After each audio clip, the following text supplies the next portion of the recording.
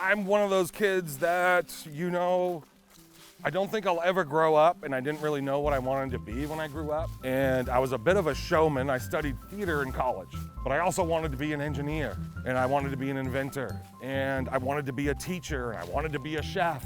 For me, foraging for mushrooms and cultivating mushrooms for a living is really art and science. You can learn all the science about how to do it, but doing it consistently, you really need to bring the art into it. My name's Eric Milligan, and I am the co-owner of New Hampshire Mushroom Company, located in Tamworth, New Hampshire.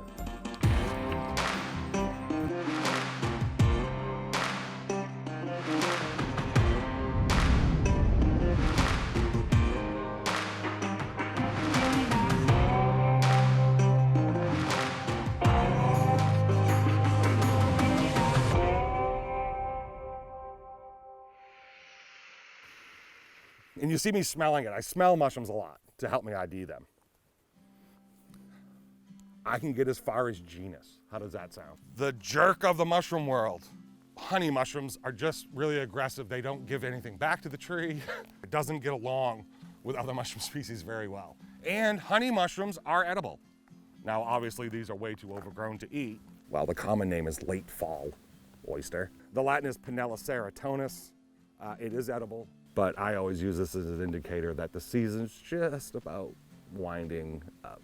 And do you see them now? You'll have a really good meal just from this little area. Sorry, you might have a couple of good ones here. That one's good to eat still. It's a unique business, and we get asked a lot, why mushrooms? Other than saying, why not mushrooms?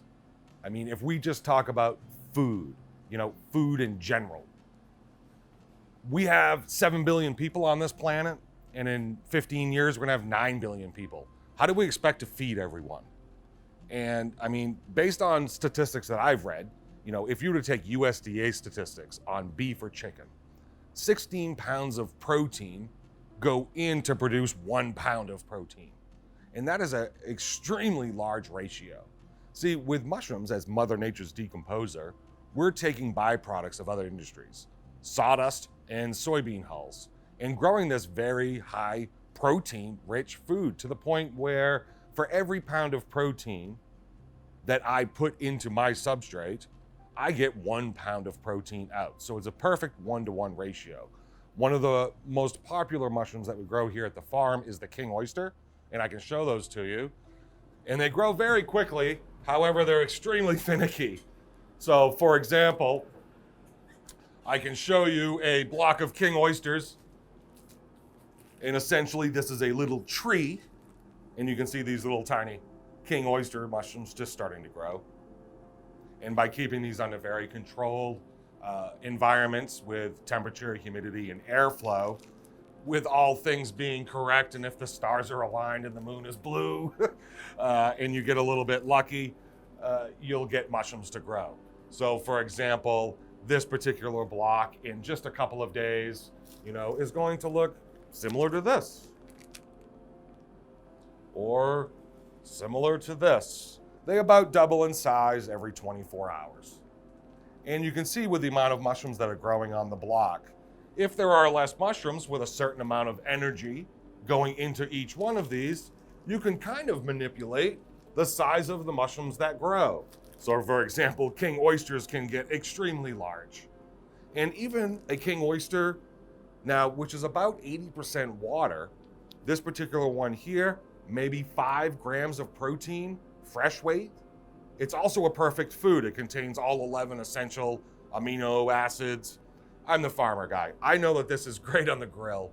I know it's great flavor-wise, a really nice nutty texture, pretty versatile mushroom.